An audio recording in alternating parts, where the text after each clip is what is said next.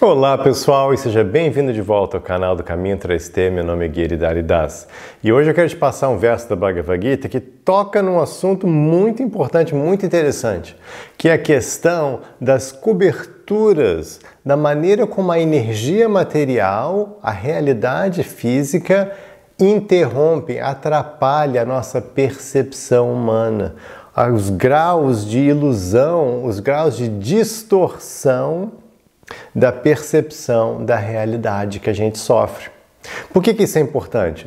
Porque o yoga, todo o foco do yoga é explicar que a gente está aqui vivendo, achando que está tudo ótimo, você está lá na sua vida e está dizendo assim, não, olha, você não está vendo toda uma dimensão da realidade, que é a realidade espiritual, que é a dimensão do seu verdadeiro eu. A dimensão de Deus, você não está vendo isso. Então você está achando que está tudo normal, mas sua percepção está totalmente distorcida. Então vamos dar uma olhada nesse verso, esse aqui é o verso 38 do capítulo 3, e o verso vai assim. Dumenavriyate vanir yatadarsho malena cham yato benavrito garbas tatatene damavritam. Tradução. Sua visão da realidade é falha. Nossa tradução é assim, então. Assim como um fogo é coberto pela fumaça, um espelho é coberto pela poeira, ou um embrião é coberto pelo útero, também há graus variados de energia material que distorcem constantemente a faculdade de discernimento da percepção humana. Então, o que Krishna está dizendo aqui para Arjuna? Ele está dizendo assim, olha, a gente pode falar em 3 níveis de distorção da nossa capacidade, nossa faculdade de discernimento, de observar, de compreender a realidade. Então, 3 níveis, ele coloca desse jeito.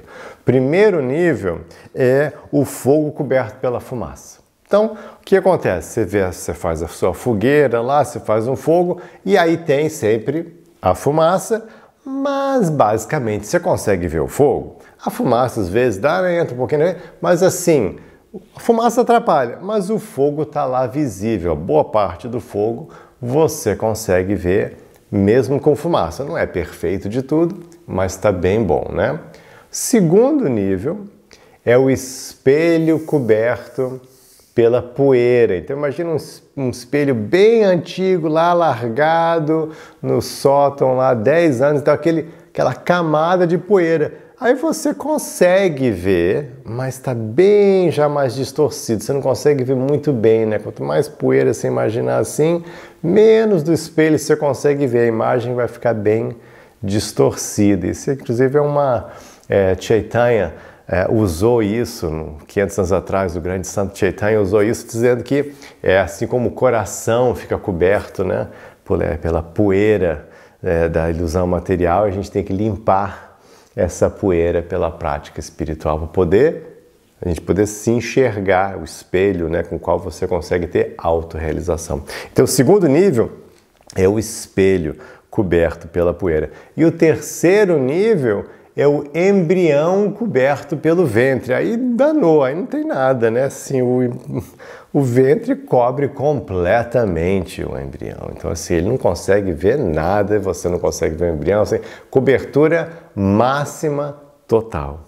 Bom, o que ele está dizendo aqui é o seguinte, na energia material, os Vedas explicam, né, e a Bhagavad Gita explica bastante também, a gente fala em 3 gunas, são traduzidos como modos da energia material. Mas eu gosto, assim, melhor usar a palavra em sânscrito mesmo, gunas. Então são 3 gunas, são 3 vibrações da energia material que compõem a energia material, que fazem o mundo ser o mundo. Seria assim a composição, assim, no último nível, assim, subatômica da realidade material seriam esses gunas.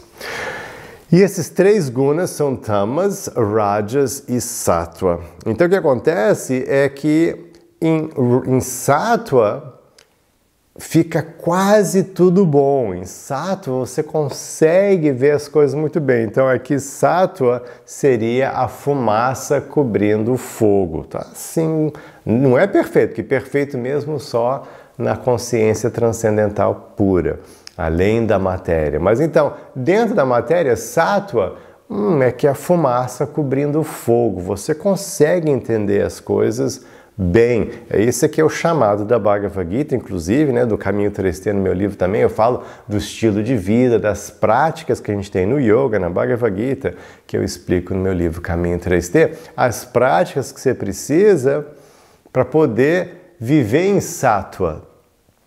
Quando você vive em Sattva, quando você cultiva hábitos em Sattva, que inclui não comer animais, você dormir bem, você cuidar do seu corpo, sua energia, você cuidar das suas emoções, ter boa saúde mental, boa saúde física, né? Viver num espaço limpo, organizado, um monte de coisa assim, um monte de práticas em Sattva. Quando você cultiva essas práticas em Sattva, você consegue perceber a realidade melhor, você desenvolve o que a gente fala clareza mental, essa capacidade de ver as coisas claramente, entendeu? Então, sua percepção está menos coberta, então você está com a percepção mais clara. Então, em Sattva, você consegue ver seu propósito, seus dharmas, você consegue, começa a desenvolver, você tem a capacidade de desenvolver a sua espiritualidade, você consegue perceber o seu eu, a presença de Deus, tudo começa a ficar mais claro. Em Sattva, você começa a ficar como a fumaça cobrindo o fogo, né? Não cobre muito, você consegue ver o fogo. O segundo é Rajas. Rajas é a energia mais típica assim do mundo como ele é hoje, que é essa energia do querer, eu quero, é o que eu chamo no Caminho 3T do paradigma da fantasia, onde você está sempre fantasiando com algo no futuro ou se lamentando de algo do passado. Então, no futuro, você está assim, eu vou ser feliz quando tiver aquilo, quando comprar aquilo, quando conseguir aquele trabalho, quando ficar com aquele menino, aquela menina, não sei o quê. Você está sempre fantasiando, sempre a mente indo para frente nessa energia de querer conquistar, aparecer, orgulho, fama, dinheiro. Então, essa coisa assim, isso é Rajas. E o Rajas aqui, então, é como a poeira no espelho. Então, sem poeira, assim, com muita poeira, você não vê, às vezes vê, às vezes não vê, Krishna explica. Ele fala assim, em Rajas você fica assim um pouco... Então, às vezes você entende o que é o correto, às vezes você não consegue entender, às vezes você erra, as coisas não estão muito claras. E com a mente agitada, fica difícil você se perceber nesse espelho porque ele está muito coberto de poeira, você não consegue ver direito quem é você. Então fica bem mais difícil em Rajas. Mas aí tem Tamas. E Tamas é essa energia pesada mesmo. Tamas é violência, sujeira, loucura. É assim, aquela coisa bem que fechou a mente mesmo.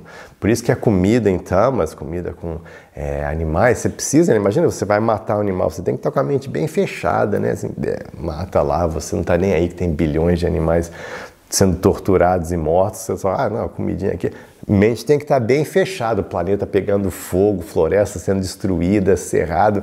Não, tudo bem, solta um bife aí. Né? A mente tem que estar fechadona, assim, eu não estou vendo nada, né?